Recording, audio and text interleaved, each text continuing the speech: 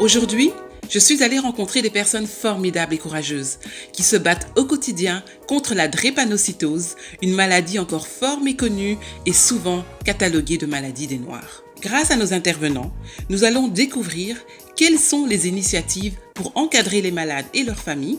Alors, c'est SOS Pedro. Franchement, les gens ont vraiment réagi. Il y avait même des gens de France qui ont envoyé des médicaments, des bandages, des compresses. Quelles sont les réalités de cette maladie? Même les profs de sport, ils savent qu'il y a limité pour certaines choses. J'étais professeure d'esthétique à Conakry. J'ai dû même démissionner à cause des maladies des enfants. Et aussi pourquoi est-ce qu'elle est entourée de tant de silence et de tabous? Les filles, elles ont peur de dire ça. À cause de qui? De copains. Pourquoi avoir honte de cette maladie-là? Immersion vous présente les Warriors de la drépanocytose.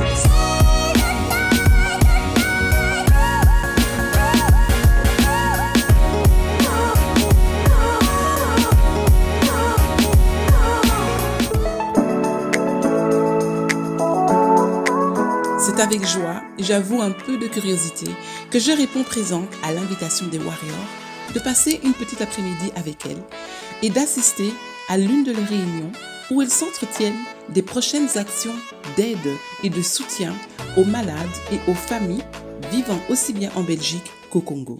Mais d'abord, qu'est-ce que la drépanocytose, qui est quand même la maladie génétique la plus répandue dans le monde? J'ai demandé à la fondatrice de l'ASBL collective drépanocytose, Mimi Minsiemi Maboloko, aussi atteinte de cette maladie, de nous l'expliquer. Donc l'anémie, c'est un problème de sang, c'est un problème de globules rouges. Donc la drépanocytose, c'est la déformation des globules rouges. Les globules rouges ont pour but de transporter l'oxygène dans le corps. Tu vois? Et chez une personne normale, les globules rouges ont la forme ovale. Donc elles peuvent facilement se glisser dans les petits vaisseaux. Et chez une personne drépanocytaire, les globules rouges en fait sont déformés. Ils ont la forme d'un croissant, d'une banane, quoi. Ce qui fait que ça se bouche facilement. Et puis ils sont rigides, hein. Donc ça peut facilement se boucher, s'accrocher et faire des bouchons dans les petits vaisseaux. Ce qui fait que l'oxygène n'est plus apporté correctement dans le reste du corps. Donc à l'endroit où le bouchon se forme, commence ce qu'on appelle une crise vaso-occlusive. Donc ça se manifeste par des douleurs. Donc des douleurs vraiment très fortes, c'est 10 fois les douleurs de l'accouchement. Donc c'est des douleurs qui vont se généraliser dans très peu de temps. Et c'est des douleurs dans tout ton corps, quoi. Donc tu as vraiment mal, c'est comme si tu recevais des coups de marteau, en fait. C'est inexplicable, hein, pour les gens qui n'ont pas la drépanocytose, on ne peut pas expliquer ça, quoi. Ça, c'est vraiment le symptôme majeur, la douleur. À côté de ça, il y a d'autres symptômes, donc l'anémie, la baisse de sang. Donc les personnes drépanocytaires doivent souvent être transfusées.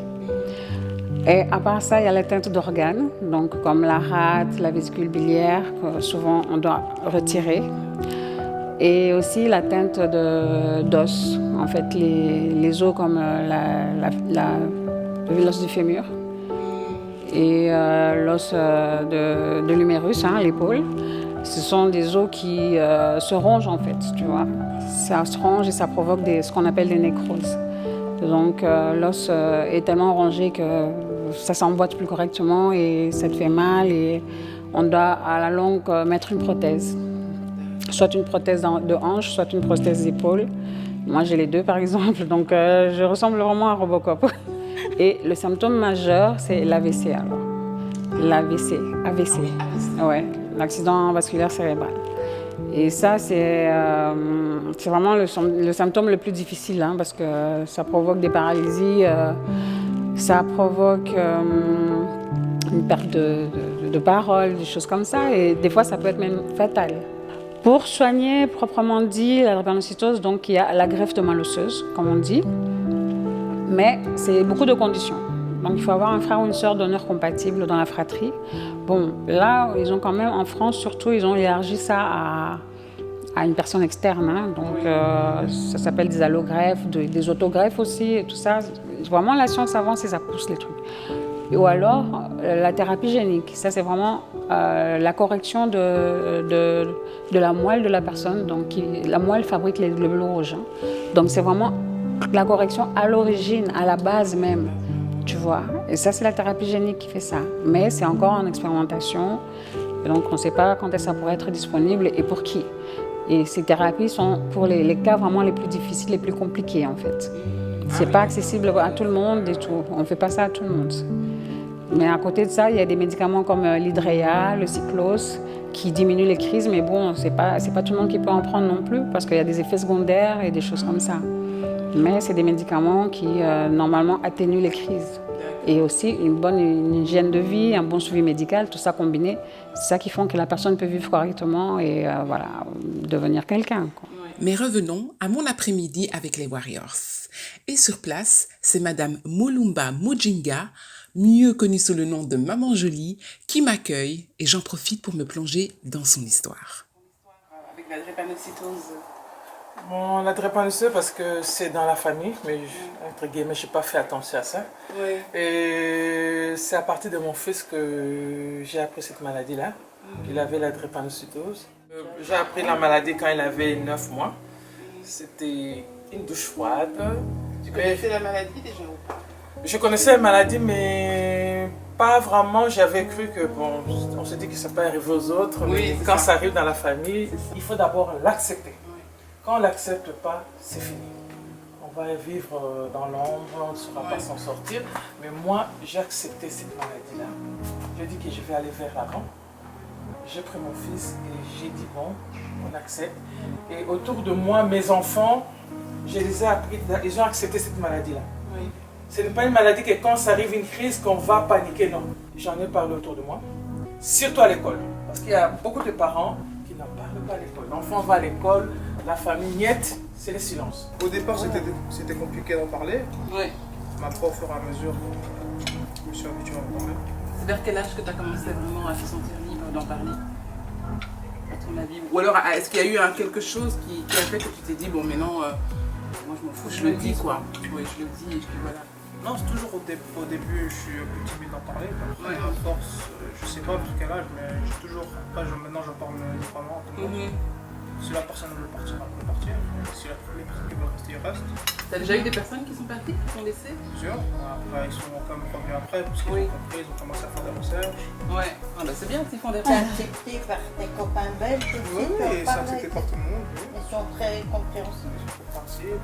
Quand il y a une personne qui veut qui ne veut pas comprendre, eux ils interviennent pour dire oui, il a telle ou telle chose, et il ne peut pas faire telle ou telle chose. Même mes profs de sport ils savent que Tu es limité pour je certaines suis choses. limité quoi. pour certaines choses, et ils sont prévenus, et ils me disent si tu dois t'arrêter, tu t'arrêtes. Ouais. C'est vraiment un plaisir de voir Brian se construire et sourire à l'avenir. Mais malheureusement, la drépanocytose peut parfois être fatale à un jeune âge. Et c'est ce que Madame Cissé Esther Bilambo a expérimenté avec ses deux fils, Ladji Sanassi Cissé et Lai Mamoudou Cissé. Bon, j'ai connu cette maladie en faisant l'électrophorése à mon fils. Parce que bon, je l'ai eu jusqu'à l'âge de 3 ans. Il ne représentait pas de signes de pathologie de cette maladie. Mais au fait que à ce moment-là, j'avais une amie qui avait perdu son enfant, qui a 10 ans. Oui. Et la maman, je savais qu'elle était AS. Et moi, sachant que moi j'étais AS, Oui. alors ça m'a tiqué. J'ai dit non, il faut que je sache exactement mon fils, qu'est-ce que je vais faire l'électrophorèse. Je suis allée voir son pédiatre. Et le pédiatre me dit non, Madame Cissé, ne vous faites pas de soucis. Votre fils n'a aucun signe de cette maladie. Je suis allée prendre le résultat avec une amie et quand j'ai ouvert l'enveloppe, j'ai vu, voilà, mon fils était AS. Elle était SS, pardon. Alors là, j'ai pleuré. Je n'étais pas abattue, hein, j'avais de l'espoir. J'ai dit, bon, j'ai là un enfant de drépanocytaire, mais je vais me battre pour cet enfant. Et donc, en fait, vous avez appris à vivre avec la maladie jour après jour. Ouais. Et après, malheureusement, quelques années après, vous avez encore un autre enfant. Oui, j'ai un autre enfant. Bon, j'ai un autre enfant, un deuxième. Ils avaient une différence de 4 ans. Oui. Bon, celui-là, par contre, par rapport au premier, les signes de maladie ça s'est apparu plus tôt. Parce que, avant oui, 3 ans alors. avant 3 ans. Avant, déjà, il avait 8 à 9 mois.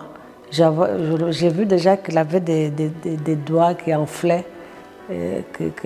Alors, c'était le signe de drépanocytose. Alors, je me suis dit, c'est pas possible. Encore un autre drépanocytaire. Et j'ai fait l'examen, c'était aussi SS. Alors, je me suis occupée de mes enfants. C'était vraiment un combat. C'était tout le temps à l'hôpital. Parfois, si c'était le tour du premier, là, du Sanassi, quand lui sortait, et je revenais avec l'autre. Et ça a même joué. Bon, j'étais professeure d'esthétique à Conakry. J'ai dû même démissionner à cause des maladies des enfants parce que j'étais tout le temps à l'hôpital. Bon, alors je me suis dit, je suis payée, donc c'est pas honnête pour moi et je démissionne.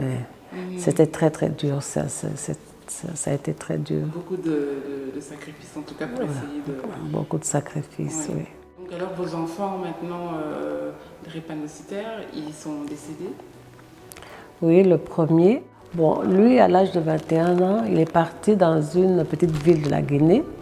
Et c'est là-bas qu'il a eu la méningite. Et vous savez, ce sont des enfants très fragiles. Donc en fait, il ne faut pas qu'ils soient près des gens qui sont malades, sinon ils sont contagieux. Bien sûr, ce sont des enfants très très fragiles. Alors c'est la méningite qu'il a eue. Il est revenu à Conakry. Bon, on est parti directement à l'hôpital. Et ce jour-là, même son taux d'hémoglobine était un taux normal. Il avait 12 grammes et c'est le taux normal. Mais comme ce sont des enfants très fragiles, en peu de temps, le taux d'hémoglobine était descendu. Il avait besoin d'oxygène. Voilà. L'autre, 2 ans après, son petit frère qui avait 17 ans, il était sur un vélo, il a fait une chute et il avait une toute petite plaie à la cheville, une petite plaie. On a soigné cette plaie et comme ces enfants sont des enfants très fragiles, cette petite plaie, ça s'est transformé directement par un cancer de l'os. Oui. Et voilà, il a été amputé. Bon, il croyait que la gangrène n'était pas encore montée, donc il voulait sauver sa jambe. Il a été vite amputé. Alors, quand il a été amputé, on a vu un radiologue qui nous a demandé de faire un examen métastasique pour voir si les métastases étaient déjà dans les poumons et tout.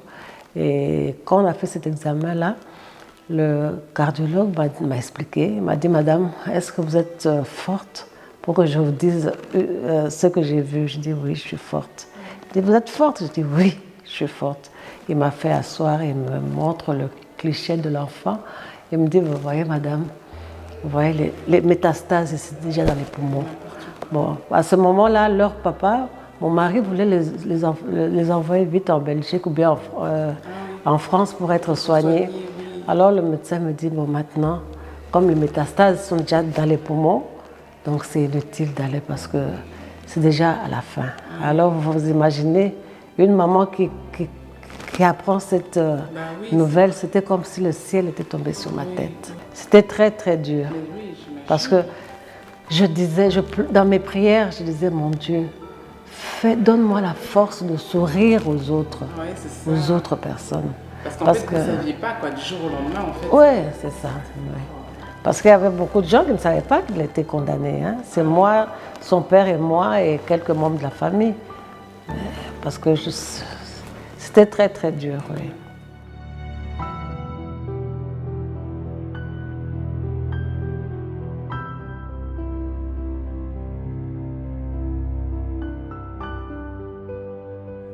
Notons que toutes les personnes atteintes de cette maladie ne meurent pas très jeunes. D'ailleurs, parmi les Warriors, maman Brigitte et Mimi Maboloko sont un exemple parmi tant d'autres qu'une longue vie est possible malgré les idées préconçues. Parce que j'avais une amie qui s'appelait Mamie, elle était plus petite, plus forte, et moi j'étais toute pince comme ça. On était tout le temps ensemble. Et cette voisine, chaque fois qu'elle nous voyait ensemble, c'était une Congolaise. Elle me disait « Oh, mais c'est triste, hein, Mamie, quand Mimi va partir, comment tu vas rester ?» tout ça. Partir, moi je pensais bon, on va retourner au Congo un jour, mais partir chez elle, j'avais pas chez moi. Et ça, moi je savais pas. J'ai compris quand on est retourné au Congo en 90, 1990. Non, cette femme, chaque fois qu'elle nous voyait, c'était le même discours. Et puis on se disait, mais elle est folle, la tantine d'en haut. On l'appelait la tantine d'en haut. On se regardait, on se disait, mais elle est folle, c'est là-haut, quoi. Mais c'était tout le temps comme ça, quoi. Mais c'est quand je suis retournée au Congo à 16 ans, et surtout avec mon bandage au pied, que j'ai vu le regard des gens et que j'ai vu des gens qui... J'ai entendu les gens parler, dire « Ah, mais c'est triste, hein, tu vas mourir avant. » Ma voisine de classe, hein, elle m'a sorti ça. Elle m'a dit, on avait un enfant comme toi, il est mort avant et tout. Donc, Vous mourrez enfant. Donc il y a un terme à Lingala, à Kufalo. Au Kufalo avant, donc ça dit tu vas mourir. Elle me dit, tu peux faire tous les péchés du monde, Dieu ne va pas te juger parce que tu vas mourir. Tu vas quand même mourir. Mais ça va pas dans ta tête, tu vois, on se connaît pas et tu me sors des choses pareilles. Je dis, allez, je l'ai viré du banc, hein. Je dis, va chercher un autre banc. Mais c'est bien que tu sois forte parce qu'il y a d'autres qui ne seraient pas aussi forts Bah et que oui, ça les voilà. atteindrait. Il y a des gens qui sont vraiment psychologiquement. Ça t'atteint, ça. Même ici, hein, en Belgique, j'en ai rencontré plein qui me disent, Mimi, on n'a pas ta force. Quoi. On n'a pas ta force, nous, on ne sait pas faire ce que tu fais et tout. Mais je pense que vraiment la vigueur de mon père qui est décédé il y a un an, malheureusement, mais bon, je pense que c'est sa rigueur quoi, qui m'a vraiment fait que voilà, je me suis fortifiée par rapport à la maladie, je me suis accrochée. Je voulais revenir en Belgique et c'était vraiment, voilà. Et donc, comment est-ce qu'on vous a appris, voilà, tu as cette maladie-là, comment c'est arrivé? J'ai fait ce qu'on appelle le syndrome main-pied. Donc c'est un bébé qui a les membres inférieurs et supérieurs gonflés. Donc le bébé il est gonflé, tu as les mains, les pieds gonflés, mon visage était gonflé, on voyait à peine mes yeux, mon nez. Et ça a persisté pendant plusieurs jours, quoi. Donc j'ai été prise en charge par un pédiatre et il a quand même tant bien que mal réussi à me sortir de là. Et vraiment, je suis passée à ça de la mort. Hein. J'étais vraiment, quand mon père me raconte, il me dit, il a même arrêté d'aller donner cours parce qu'il était professeur. Pendant 7 jours, j'étais entre la vie et la mort et il y avait tout le monde qui était mobilisé autour de moi. Donc, en fait, sur 3 enfants, on était 2 drépanocytaires. Il y avait moi et mon petit frère. Et donc, on est venu en Belgique et là ça allait bien. Hein. On était bien suivis. Tous les 6 mois, on avait des contrôles, des bilans. Mon frère, il en souffrait moins, mais moi, franchement, j'avais souvent des baisses de sang et tout. Mais bon, mon père, en 10 ans, il n'a jamais voulu qu'on me transfuse, en fait. Jamais. Et en fait, qu'est-ce qu'il faisait? Il signait des décharges, il nous ramenait à la maison. Et il faisait en sorte qu'on mange, qu'on mange des produits vraiment protéinés et tout, qui faisaient remonter du sang. Et une semaine après, on revenait faire le contrôle et le sang était remonté, quoi. Oui. Mais donc, de toute façon, la nutrition est hyper importante, j'imagine. Oui. L'alimentation, les médicaments, les vitamines et tout ça. Donc, vraiment, il nous bourrait de vitamines et machin. Mais ça marchait. Ça marchait. Parce qu'en plus, on était difficile. Hein. On mangeait difficilement, mais il était derrière nous et tout. Et franchement, pendant 10 ans, il nous a épargné, surtout à moi, d'être transfusée. J'étais vraiment transfusée dans les moments où c'était vraiment... Je devais être hospitalisée pour une chirurgie ou un truc, quelque chose comme ça. Oui, où j'avais vraiment absolument besoin de sang. Mais sinon, à part ça... Et puis, je pense que mon père était un peu dans le déni parce qu'il ne nous a jamais considérés comme des enfants malades. Il pouvait dire aux gens qu'on était des enfants un peu fragiles, mais jamais qu'on était malades, qu'on souffrait de... Donc, il nous a laissé tout faire. Sinon, voilà, les parents d'aujourd'hui, ils ont toujours des restrictions pour leurs enfants, genre faire écrire des excuses ou des trucs comme ça, mais mon père n'a jamais fait ça. Donc j'ai vraiment fait presque tout. J'ai été en colonie de vacances, en classe de mer, classe verte, sauf les classes de neige. Ça, j'ai pas pu y aller. J'imagine. Mais je pense que je l'aurais fait, quoi, sans problème. Et vraiment, je me suis épanouie. Je pense que grâce à ça, vraiment, j'ai fait des choses que j'ai adorées et qui ont fait de moi ce que je suis aujourd'hui, quoi. Est-ce qu'à un moment donné, vous vous êtes dit, ben voilà, moi aussi, je veux avoir des enfants, je veux avoir un mari, etc. Comment est-ce que tout ça s'est passé? Bon, je pense que mon père, quelque part, m'a communiqué cette force de ne pas m'occuper du regard des gens, du regard des autres. Mais le problème, c'est que ça vous revient toujours, quoi. Quand les petits copains sont arrivés et tout, dès qu'ils étaient confrontés à ça, c'était, voilà, ils prenaient leurs jambes à leur cou. Et ça m'a vraiment marqué. Malgré que, voilà, les gens me trouvaient belle et tout, machin, mais il y avait cette réalité qui était là et qui a beaucoup impacté dans mes relations. Ce qui fait que je me suis vraiment renfermée sur moi. Et ça a fait de moi une personne vraiment très solitaire. À part les petits-enfants, mes neveux, nièces, j'avais vraiment pas un cercle de personnes que je supportais. Et en fait, j'ai appris à parler par le regard. Aujourd'hui, ça va, j'ai appris à sourire et tout, hein, à m'ouvrir aux autres. Mais là-bas, j'étais devenue vraiment dure comme une pierre, en fait. Je chassais les gens par le regard, rien que le regard. Ah, je te promets.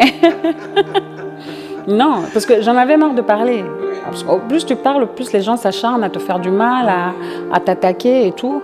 Donc j'ai adopté une attitude qui tout parlait, oui, par le regard. Ou bien je cherchais peu de mots qui pouvaient tellement faire mal à la personne en face de moi qu'elle prenait ses jambes à son cou pour détaler, quoi, loin de moi, et me foutre la paix en fait.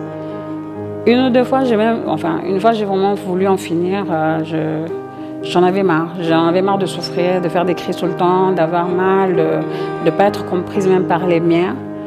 J'ai pris une lame de rasoir, je me suis entaillé le poignet. Ah oui, j'en avais vraiment marre. Je me disais, mais pourquoi, à quoi bon vivre si c'est pour vivre comme ça dans ces conditions? Moi, je préfère alors partir, mourir, ça sera encore plus doux. J'aurai la paix éternellement et voilà, j'aurai plus à vivre ça, quoi. Ces warriors ne sont pas seulement courageuses, mais aussi très généreuses. Car pour venir en aide aux malades et leurs familles en Belgique et ailleurs, elles ont créé une plateforme sur les réseaux sociaux intitulée Union internationale pour la lutte contre la drépanocytose. Et la plateforme, l'Union internationale pour la lutte contre la drépanocytose, a été initiée par des mamans qui avaient vraiment envie de faire bouger les choses. Elles sont venues me voir et elles ont vraiment envie qu'on se rassemble tous, en fait, dans l'objectif commun de la lutte contre la drépanocytose. Et aussi d'aller assister les personnes malades, les familles et tout, aller rendre visite dans les hôpitaux et tout. Et donc, on fait vraiment appel à tout le monde, toute personne qui se sent concernée de près ou de loin, au niveau tant national qu'international, vraiment de nous rejoindre et aussi de s'impliquer, quoi. C'est ça qu'on demande le plus les gens, parce que je pense que c'est quelque chose, tout le monde doit s'y mettre. Autant les patients que les parents, que le personnel médical, que les politiques. Tout le monde doit s'y mettre pour qu'on fasse vraiment bouger les choses par rapport à la lutte contre la drépanocytose. Elle est en train de gagner du terrain dans le silence et l'ignorance la plus totale. Donc, surtout les principaux concernés, les patients. On a besoin de témoignages de tout un chacun. Il y a des gens qui se sentent isolés, qui demandent ne fût-ce que parler aux gens qui vivent la même chose qu'eux. Des fois, on peut lancer le message sur les plateformes et tout, sur Internet, mais les gens ne réagissent pas vraiment. Ou bien préfèrent venir réagir en privé et tout, mais c'est pas ça qui va faire évoluer les choses, quoi. Ça commence à bouger, on est content. Surtout au mois de juin, on a lancé le challenge drépanocytose, cytose. Donc, donc c'était des témoignages des gens et beaucoup de gens ont réagi, franchement, pendant tout le mois de juin. Comme le mois de juin, c'est le mois de la sensibilisation à la drépanocytose, parce que le 19 juin, c'est la journée mondiale de la drépanocytose. Donc, franchement, on a eu des bons retours et des choses comme ça nous motive à continuer, quoi. Ça nous motive, on se dit, bon, on ne fait pas ça pour rien, il y a quand même des gens qui réagissent.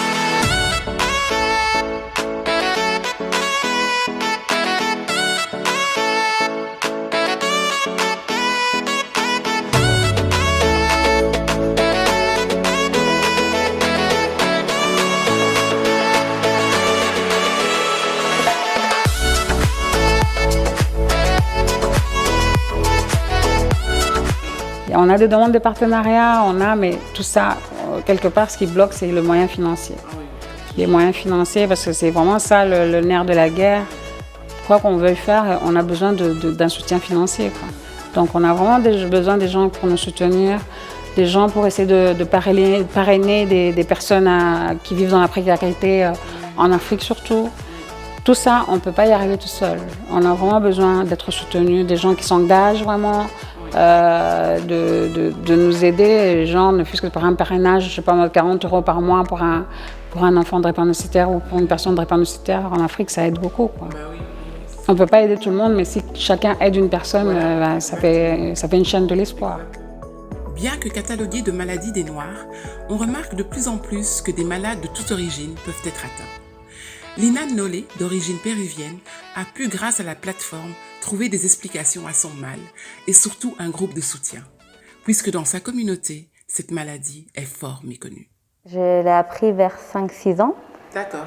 En fait, je faisais beaucoup de crises et ma mamie m'amenait souvent à l'hôpital parce que j'avais mal partout. J'avais mal au bras, j'avais mal aux jambes, enfin, il n'y avait pas vraiment de raison et j'étais juste malade, quoi. Oui. Et j'allais souvent à l'hôpital et comme tu dis, c'est une maladie de noir, on ne m'a pas forcément fait le dépistage directement. D'accord. On l'a fait après et là ils ont dit oui madame, votre petite fille a la drépanocytose. J'ai pas vraiment de souvenir que ma maman m'ait expliqué oui tu as la drépanocytose parce que je pense qu'elle-même on lui a expliqué. Oui. Mais comme Vous savez pas c'était quoi, elle n'a pas de référence? oui, il n'y a pas vraiment de. Elle savait juste que j'avais mal et c'est tout quoi. Donc, voilà. Donc elle suivait juste les instructions du médecin. En fait. Voilà, c'est ça. Elle pouvait rien faire de plus parce qu'on connaît personne qui a la drépanocytose. Est-ce que vous avez envie de, je sais pas, qu'en Amérique latine peut-être, ou en tout cas la communauté ici, péruvienne, ou en tout cas d'Amérique latine, soit plus au courant de cette maladie? Mais je me demande comment ils font les personnes qui ont ça parce que je suppose que je ne suis pas la seule. Oui, voilà, c'est ça. Mais je ne sais pas comment ils font parce que bon, en Amérique latine, c'est un peu comme en Afrique. Hein. Tout ce qui est médecine, c'est la même précarité presque. Hein. Oui. Donc je me demande vraiment ce qui se passe pour les... Ou alors, peut-être qu'on leur dit, c'est ça, que c'est pas ça, parce qu'au final, c'est connu comme pour une maladie de... Je pense même pas que ce soit connu. Comme je te dis, j'ai aucune idée de même comment ça peut s'appeler, quoi. Oui, c'est ça. Et comme je connais personne qui l'a ou qui a des douleurs similaires, c'est un peu difficile. C'est un peu difficile, quoi. Et donc j'ai commencé à chercher c'était qui Mimi. Et puis j'ai vu qu'elle avait une plateforme, qu'elle avait une page. Et bon, je me suis abonnée, tout ça. Et j'ai regardé pendant des mois. Et j'étais là, est-ce que j'envoie un message? Parce que je connais personne qui a vraiment. Donc c'est. Oui, j'ai mon mari, j'ai maman qui savent quand j'ai mal, tout ça. Mais vraiment, même pour moi, c'est difficile d'expliquer comment j'ai mal. Enfin, oui, c'est ça. Et pendant des mois, j'étais là, est-ce que j'envoie. Des fois, j'écrivais le message. Et puis j'étais là, et puis j'étais là, non, j'en vois pas parce que, je sais pas, c'était. Puis un jour, je me suis dit, surtout maintenant avec le corona, tout ça, j'avoue que j'ai eu peur un peu, parce que bon, on a un groupe à risque, hein. Donc j'étais là, il faut que je sache comment d'autres gens vivent de ça, qu'est-ce qu'ils font, qu'est-ce que je peux faire moi pour m'améliorer aussi.